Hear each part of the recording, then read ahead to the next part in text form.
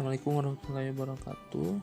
Di sini saya akan menjelaskan presentasi tentang sistem pemerintahan Indonesia. Pertama-tama perkenalkan, nama saya Muhammad Faisal Azhri dan rekan saya Yudan Walik.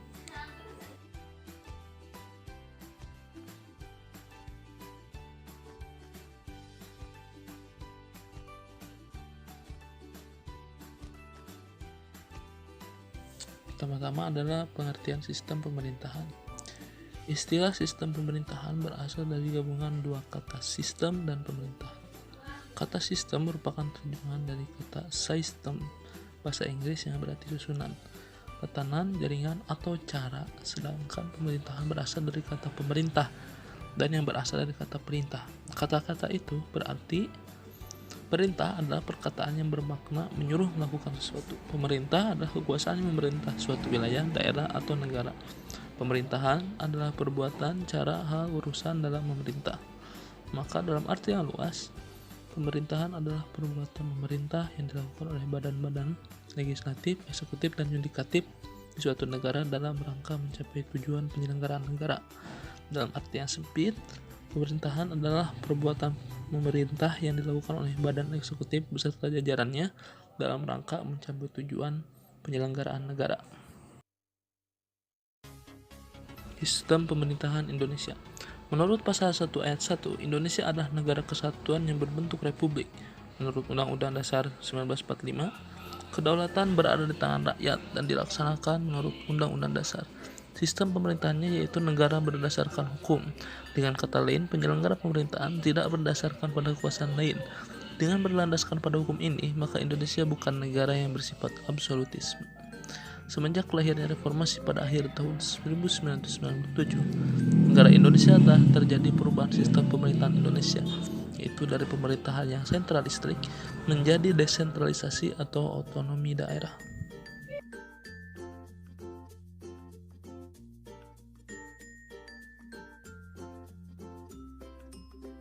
Sistem pemerintahan negara Indonesia dapat diartikan dalam dua bagian, yaitu dalam arti sempit dan dalam arti luas. Dalam arti sempit, pemerintahan terdiri dari lembaga eksekutif saja, yaitu 1. Tingkat pusat, meliputi presiden dan wakil presiden, menteri-menteri dan instansi yang berada dalam ruang lingkupnya. 2. Tingkat daerah, meliputi A. Provinsi terdiri dari gubernur dan wakil gubernur. B. Kota dan kabupaten yang dipimpin oleh wali kota dan wakil wali kota atau bupati dan wakil bupati, dibantu oleh dinas-dinas, camat, lurah atau kepala desa serta RW dan RT. Sedangkan dalam arti luas, meliputi semua alat kelengkapan negara, yaitu MPR, DPR, DPD, presiden dan wakil presiden, BPK, MA, MK, KY, dan lembaga khusus lainnya.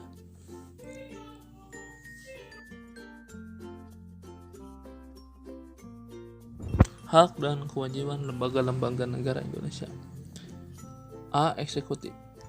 Kewajiban dan hak presiden. 1. Memegang kekuasaan pemerintahan menurut Undang-Undang Dasar.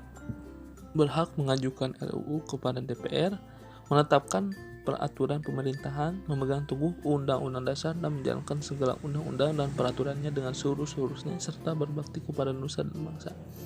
Memegang kekuasaan yang tertinggi atas angkatan darat, angkatan laut, dan angkatan udara, dan sebagainya.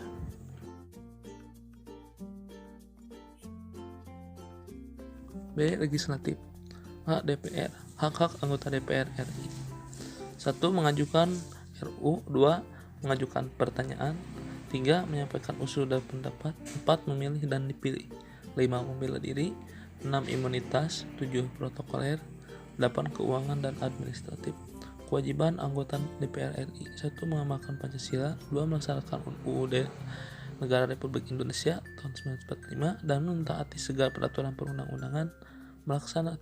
Melaksanakan kehidupan demokrasi dalam penyelenggaraan pemerintah. 4. Mempertahankan dan memelihara kerukunan nasional dan keutuhan negara Kesatuan Republik Indonesia.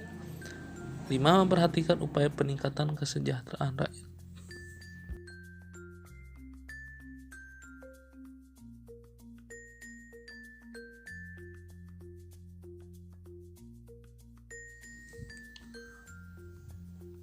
B. MPR. Hak-hak anggota MPR RI. Mengajukan usul pengubahan asal Undang-Undang Dasar Negara Republik Indonesia tahun 1945. 2. Menentukan sikap dan pilihan dalam mengambil keputusan. 3. Memilih dan dipilih. 4. Membela diri. 5. Imunitas. 6. Protokoler. Dan 7. Keuangan dan administratif. Untuk kewajibannya, 1. Memegang teguh dan mengamalkan Pancasila, melaksanakan UUD 1945, memelihara kerukunan nasional. Lalu 4. Mendahulukan kepentingan negara di atas kepentingan pribadi. Dan terakhir, melaksanakan peranan sebagai wakil rakyat dan wakil daerah.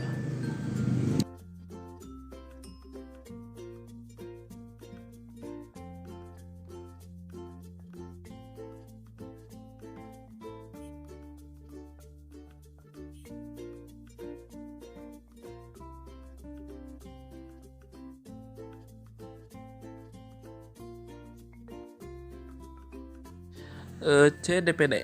Hak-hak anggota DPD RI. Menyampaikan usul dan pendapat, memilih dan dipilih, membela diri, imunitas, protokoler, dan keuangan administratif.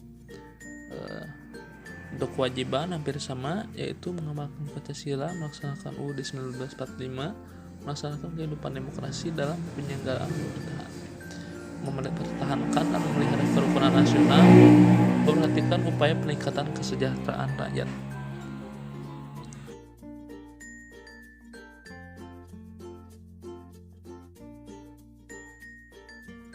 Lalu yang ketiga adalah yudikatif. Di antaranya adalah A. KY Komisi Yudisial. Tugas Komisi Yudisial: mengusulkan calon hakim agung kepada DPR untuk mendapatkan persetujuan dan selanjutnya ditetapkan sebagai hakim agung oleh Presiden.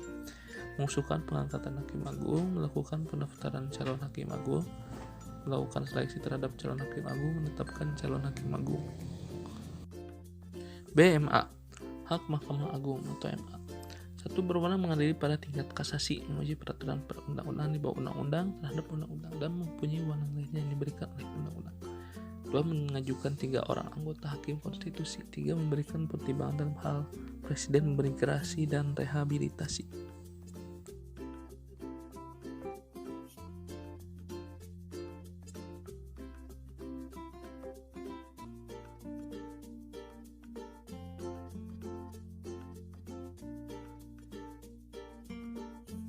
C. MK.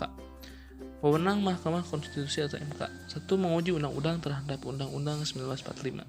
Memutus sengketa kewenangan antar lembaga-lembaga negara yang kewenangannya diberikan oleh Undang-Undang 1945. Memutus pembubaran partai politik. Memutus perselisihan tentang hasil pemilu.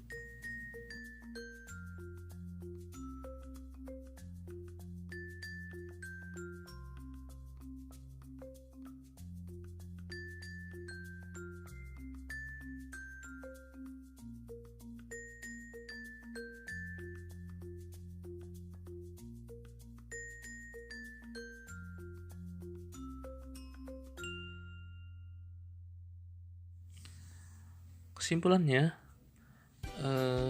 dari sekian paparan yang saya jelaskan, saya mengambil garis besar bahwa pemerintahan Indonesia menganut sistem presidensial di mana kepala pemerintahan dan kepala negara dipegang oleh satu orang.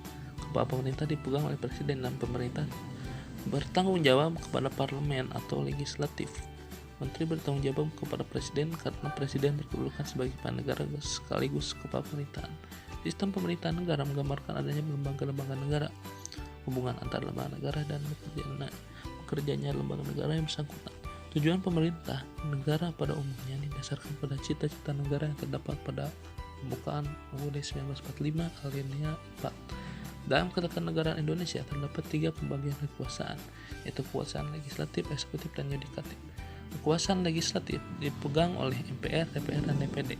Kekuasaan eksekutif dipegang oleh Presiden dan Wakil Presiden. Kekuasaan yudikatif dipegang oleh MA, MK, dan KY.